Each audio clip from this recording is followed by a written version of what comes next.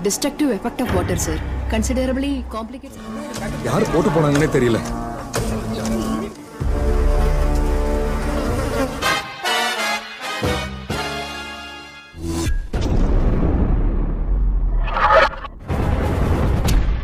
Halo Galopers, welcome back to my channel Trending Gelo. Kali ini kita akan rangkum alur film India berbahasa Tamil dengan judul Ranam Aram Tafarel. Film yang dirilis tahun 2024 ini dibintangi oleh Paibab Reddy dan Tanya Hope. Film ini bercerita tentang balas dendam seorang ibu atas kematian putrinya. Ranam Aram Tafarel terinspirasi dari kisah nyata pelaku penderita nekrofilia yang memperkeos ratusan mayat di sebuah rumah sakit. Dia adalah David Fuller, asal Inggris, yang mendapat julukan monster di kamar mayat. Seperti apakah ketegangan dari cerita film yang satu ini? Penasaran? Nah, Gelovers, makanya simak rangkuman alur film ini tanpa skip biar ketemu magisnya film ini. Dan jangan lupa share, like, komen, dan subscribe supaya channel Bang Gelo semakin berkembang. Oke Gelovers, tanpa banyak basa-basi, kita langsung ke TKP.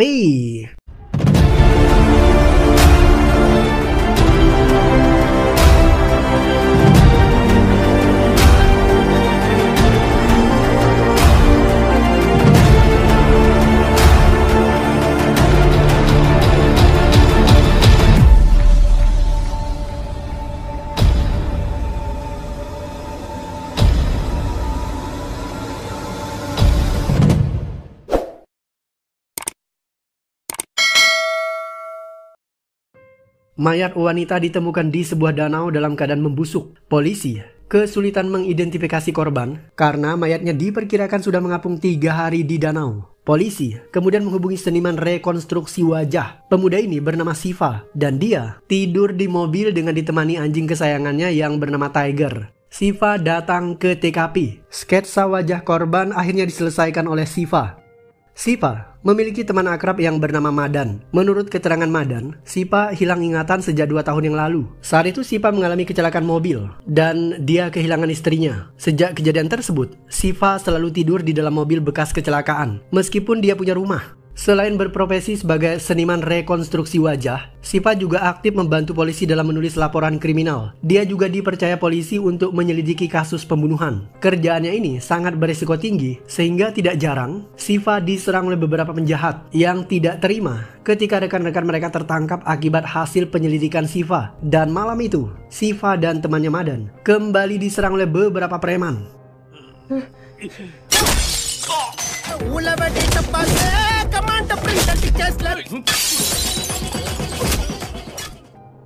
Polisi menemukan potongan kaki manusia yang dibakar, kemudian dimasukkan ke dalam kotak kardus. Di samping potongan kaki tersebut, ada topeng putih yang sebagian terbakar. Potongan tubuh itu ditemukan di semak-semak pinggir jalan, tidak jauh dari kantor polisi. Siva ditelepon oleh temannya Madan. Dia diminta segera datang ke kantor polisi saat itu juga. Pak Kapolsek butuh bantuan Siva untuk menulis laporan kriminal terkait penemuan potongan kaki manusia. Siva pada akhirnya tiba di kantor polisi. Belum sempat dia bicara, Kapolsek Rajendran kemudian mendapatkan panggilan telepon. Seorang polisi lainnya memberikan kabar bahwa ditemukan potongan tubuh manusia lainnya di dalam kardus. Kali ini mereka menemukan potongan tangan dan di sampingnya ada topeng berwarna putih. Tidak lama kemudian, polisi Rajendran kembali ditelepon lagi. Dan kali ini ditemukan potongan badan manusia yang hangus terbakar, tetapi lokasi penemuan di tempat yang berbeda. Itu artinya sudah 3 temuan kardus berisi potongan tubuh manusia. Setelah dilakukan pemeriksaan, dokter forensik menyimpulkan jika mayat yang ditemukan adalah mayat pria karena pada potongan badan korban ditemukan alat kelamin yang hangus terbakar. Setelah itu, Rajendran meminta Siva agar menganalisis mayat tersebut karena selama ini Siva memang sering diminta bantuan polisi agar menyelidiki kasus kriminal.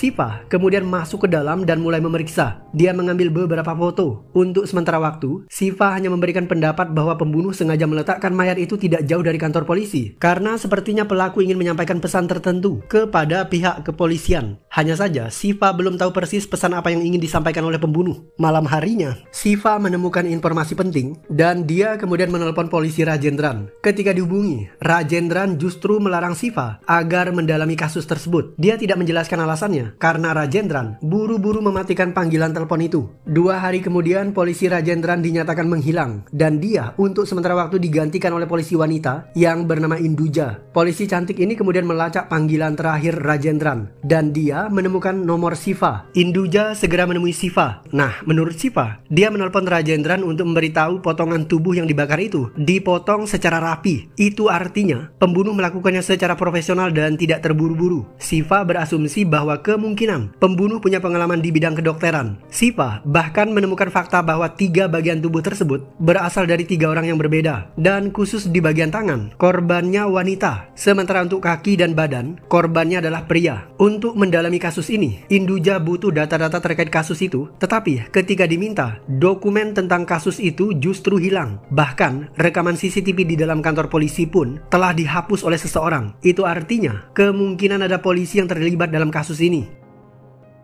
Polisi Induja tidak kehabisan akal. Dia memeriksa rekaman kamera CCTV di jalanan di area kantor polisi. Dan di sana, Induja menemukan sebuah mobil van yang melintas dan mobil tersebut sangat mencurigakan. Karena mobilnya sempat berhenti di area kantor polisi untuk beberapa saat. Polisi segera menelusuri keberadaan mobil tersebut. Mereka memanggil beberapa sopir untuk mengkonfirmasi siapa pemilik mobil itu. Nah, dari beberapa sopir tersebut, seorang sopir mengaku jika mobil itu adalah miliknya. 2 tahun yang lalu, mobil van tersebut pernah digunakan oleh seorang sopir pengganti ketika mobilnya dikembalikan. Pria tua ini menemukan sebuah topeng berwarna putih. Sayangnya, pria tua ini tidak kenal dengan sopir pengganti tersebut. Siva kemudian memerintahkan semua sopir untuk mengirim kartu identitas mereka kepada pihak kepolisian melalui WA Group. Setelah semua identitas sopir masuk ke dalam database polisi, sopir tadi kemudian mengidentifikasi mereka satu persatu dan polisi pada akhirnya mendapatkan identitas sopir pengganti, yaitu pria yang bernama Kailasam.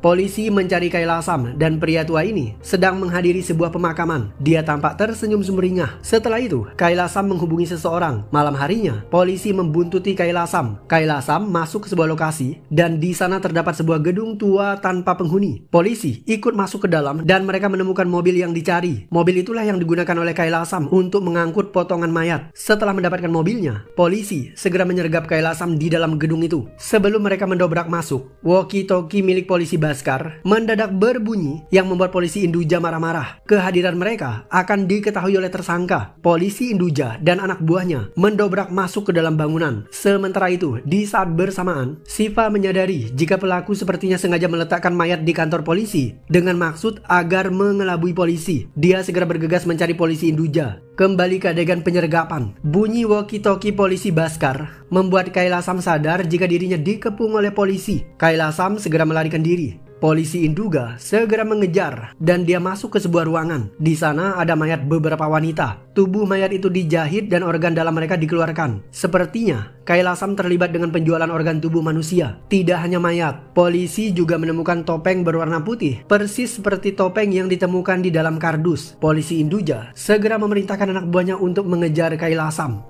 Kailasam melarikan diri dan di saat bersamaan dia berpapasan dengan Siva. Siva memutar haluan kendaraannya dan menghentikan langkah Kailasam. Kailasam mengira jika Siva adalah anggota kepolisian. Dia menyerang Siva dan pukulannya mengenai bagian kepala. Siva mendadak hilang kesadarannya. Dia hanya berdiri tegak dan tidak sadarkan diri sambil menatap kosong ke arah depan. Sementara Kailasam justru berhasil kabur.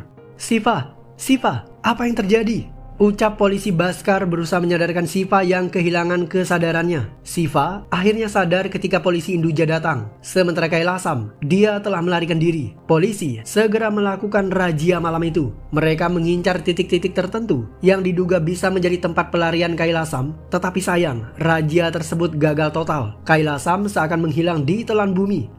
Keesokan harinya, ditemukan kardus berisi kepala manusia yang dibakar dan di sampingnya ditemukan topeng plastik berwarna putih. Siva kemudian membuat sketsa wajah korban dan ternyata pemilik potongan kepala itu adalah wajah Kailasam.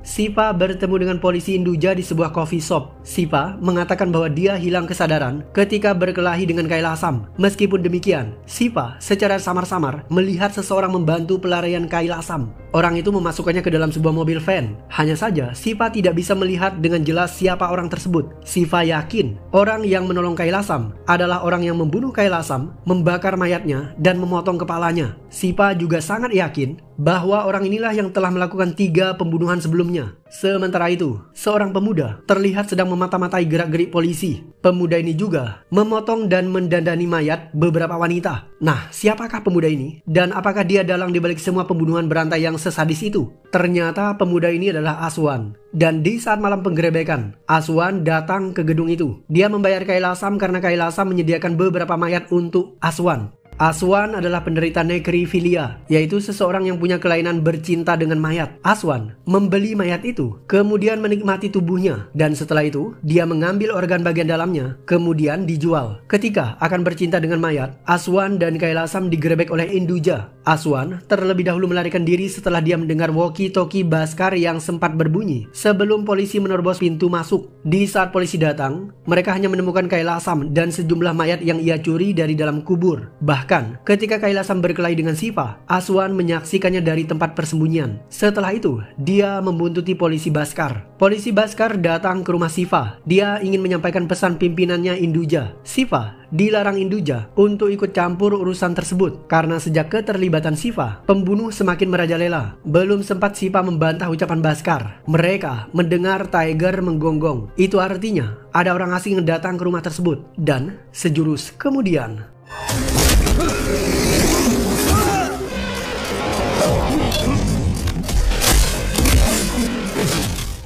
Siva dan Bhaskar diserang oleh pemuda misterius dengan penutup wajah. Pemuda ini terus menyerang Siva dan Bhaskar. Bhaskar bahkan terkena pukulan telak di bagian kepala. Setelah itu, pemuda misterius menyerang Siva menggunakan properti yang ada di dalam rumah itu. Kebetulan, Siva penggemar berat Avengers. Pemuda ini menyerang Siva menggunakan palu Thor, dan Siva menangkisnya menggunakan perisai Captain America. Karena kalah duel, pemuda misterius ini kemudian melarikan diri. Sementara Bhaskar, dia berhasil diselamatkan meskipun ia terkena pukulan telak di bagian kepala. Bhaskar segera dilarikan ke rumah sakit.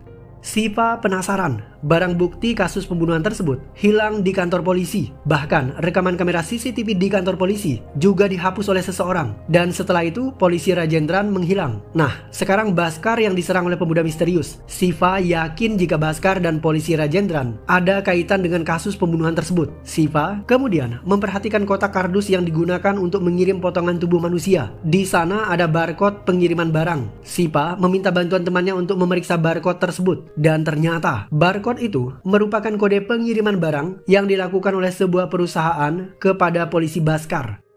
Oke Gilovers, kasusnya makin complicated aja nih. Siapakah pembunuh berantai yang telah menghabisi para korban dan memutilasi serta membakar korbannya, kemudian memasukkan mereka ke dalam kotak kardus? Dan siapakah pemuda misterius yang menyerang Bhaskar dan Siva di rumahnya? Well, let's find out.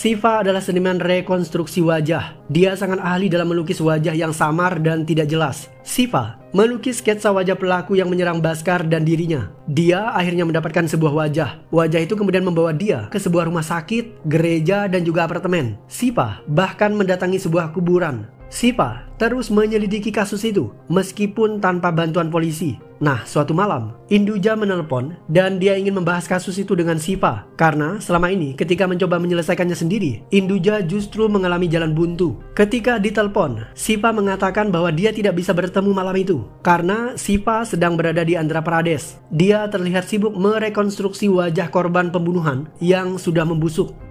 Siva bertemu dengan Induja. Induja merasa heran kepada Siva karena kepala Siva terluka. Siva mengatakan bahwa dia jatuh dari motor. Setelah itu, Siva justru mengatakan bahwa dia sudah tahu siapa pelakunya. Siva kemudian menyerahkan laporan kriminal yang ia tulis sebagai hasil investigasi yang dilakukan oleh Siva selama ini. Cerita kemudian mengalir seperti laporan kriminal yang ditulis oleh Siva. Ada seorang anak perempuan berusia 12 tahun yang bernama Adini. Dia seorang Katolik yang taat. Adini punya ibu bernama Kalki, dan Kalki ini bekerja sebagai perawat di sebuah rumah sakit. Ayah Adini meninggal ketika Adini masih kecil. Kalki memiliki teman baik yang bernama Sarita. Sarita bertanya kenapa Kalki tidak mau menikah lagi, padahal usianya masih muda. Kalki menjawab dia tidak akan menikah demi kebahagiaan putrinya Adini. Adini punya mimpi untuk tinggal di sebuah apartemen. Dia pernah mengutarakan mimpinya itu kepada sang ibu. Ketika Adini akan merayakan ulang tahunnya yang ke-13, Kalki menyiapkan sebuah kejutan. Dia membeli salah satu kamar di apartemen tersebut dan bersiap untuk mengajak putrinya pindah ke sana. Tetapi sebuah tragedi terjadi. Ketika pulang sekolah, Adini ditabrak mobil. Dia segera dilarikan ke rumah sakit. Sarita menghubungi Kalki. Dia memberitahu kabar tentang kecelakaan Adini. Kalki segera bergegas ke rumah sakit tempat di mana Adini dirawat. Dokter mengatakan bahwa semua biaya rumah sakit akan ditanggung oleh pihak rumah sakit itu karena Kalki bekerja di sana. Adini harus segera dioperasi. Untuk kesembuhan putrinya, Kalki bergegas ke gereja yang tidak jauh dari sana untuk berdoa. Belum sempat masuk ke dalam gereja, Sarita terlebih dahulu menelpon Kalki. Sarita menyampaikan kabar duka. Adini dinyatakan meninggal sesaat sebelum dilakukan operasi. Kalki terkejut mendengar berita itu. Dia kemudian jatuh pingsan. Ketika tersadar, Kalki segera bergegas ke rumah sakit. Dia mencari anaknya yang sudah dipindahkan ke kamar mayat. Di sana, Kalki menangis meratapi kematian putrinya. Dia terus berdoa meminta pertolongan Tuhan agar menghidupkan putrinya, dan seketika keajaiban terjadi. Adini tersadar dan napasnya tersengal-sengal. Dia harus diberikan perawatan secepat mungkin agar nyawanya bisa diselamatkan. Kalki menggendong putrinya menemui dokter. Dia meminta dokter merawat putrinya itu karena Adini masih hidup. Dokter Suresh tidak percaya kepada Kalki karena dia sendiri yang memeriksa denyut nadi Adini dan dipastikan gadis itu meninggal dunia. Kalki terus memaksa dokter, tetapi Dokter Suresh tetap menolak, tidak terima dengan perlakuan itu. Kalki kemudian lapor polisi. Laporan Kalki kemudian diterima oleh polisi yang bernama Baskar dan disampaikan kepada Kapolsek Rajendran. Polisi Rajendran segera ke rumah sakit bertemu dengan Suresh dan juga istrinya Nirmala. Nah, perlu diketahui jika Dokter Suresh adalah pemilik rumah sakit swasta tersebut. Dia punya anak yang bernama Aswan dan dia tahu jika putranya itu penderita nekrofilia. Jika Adini hidup kembali dan tubuhnya diperiksa, maka Aswan bisa tertangkap karena dia telah bercinta dengan mayat Adini. Hal ini tentu saja akan menghancurkan reputasi rumah sakit tersebut dan juga reputasi Aswan sebagai anak seorang dokter. Karena itulah, Suresh meminta bantuan polisi Rajendran supaya menutup kasus itu. Rajendran siap memberikan bantuan dengan syarat dia minta uang kompensasi. Rajendran kemudian menyarankan Dokter Suresh agar membakar kamar mayat. Jika ruangan itu terbakar, maka sulit bagi pihak kepolisian untuk mengautopsi para korban sehingga kasus itu bisa disembunyikan. Suresh setuju dengan ide Rajendran. Dia kemudian memerintahkan anak buah kepercayaannya yang bernama Aslam untuk membakar kamar mayat itu.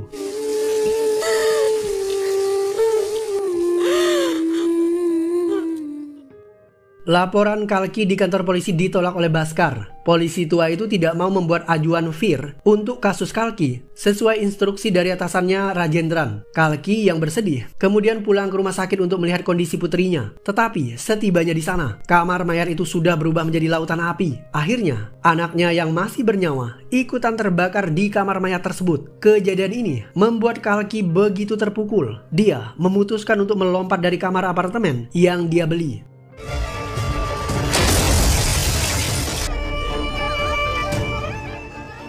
Meski terjatuh dari atas gedung, tetapi Kalki ternyata masih selamat. Dia kemudian ditolong oleh Baskar. Dia menyembunyikan wanita itu di rumahnya. Baskar sengaja menyelamatkan Kalki karena dia merasa bersalah telah menolak laporan FIR dari kasus Kalki. Baskar kemudian menceritakan kepada Kalki tentang rencana jahat Dokter Suresh dan polisi Rajendran. Suresh tidak mau menyelamatkan putri Kalki karena dia tahu jika mayat Adini telah diperkosa oleh putranya yang bernama Aswan. Nah, ketika masih remaja, Aswan pernah melihat Kailasam menggenjot mayat di kamar mayat. Kebetulan, Kailasam adalah penjaga kamar mayat itu. Setelah melihat kejadian tersebut, Aswan jadi tertular nekrofilia. Dia mulai menikmati bercinta dengan mayat. Aswan bahkan membayar Kailasam untuk setiap mayat baru yang dia dapatkan. Ketika menikmati mayat, Aswan terbiasa menggunakan topeng. Perbuatan Aswan dan Kailasam ini kemudian diketahui oleh penjaga rumah sakit yang bernama Aslam. Aslam kemudian memeras Aswan. Ketika jantung Adini berhenti berdetak, Aswan dan Kailasam secara bergantian menggagahi mayat gadis itu.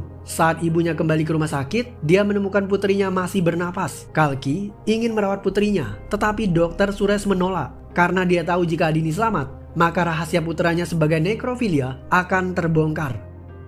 Setelah pulih dari lukanya, Kalki dibantu oleh Sarita dan Bhaskar untuk melakukan aksi balas dendam. Mereka membunuh dokter Suresh, istri Suresh yang bernama Nirmala, dan anak buah Suresh yang bernama Aslam. Mayatnya dibakar, kemudian potongan kaki, tangan, dan tubuhnya dipisahkan. Potongan tersebut kemudian ditempatkan di kantor polisi dan di beberapa wilayah sekitar. Kalki sengaja memilih kantor polisi supaya mobil van yang mereka gunakan bisa tertangkap kamera CCTV. Mereka sengaja mencari mobil yang sama persis dengan mobil van yang pernah digunakan oleh Kailasam ketika mencuri mayat para gadis. Dengan melihat kamera CCTV tersebut, maka polisi akan melacak Kailasam dan menangkapnya. Kalki sengaja memancing polisi agar menangkap Kailasam. Hanya saja, Bhaskar dan Kalki melakukan kecerobohan yang fatal. Mereka membuang mayat menggunakan kardus yang ada di rumah Bhaskar. Kardus itu adalah kardus bekas paket pengiriman barang yang ditujukan perusahaan kepada Bhaskar. Ketika memeriksa potongan tubuh manusia di area kantor polisi, Rajendran melihat kardus tersebut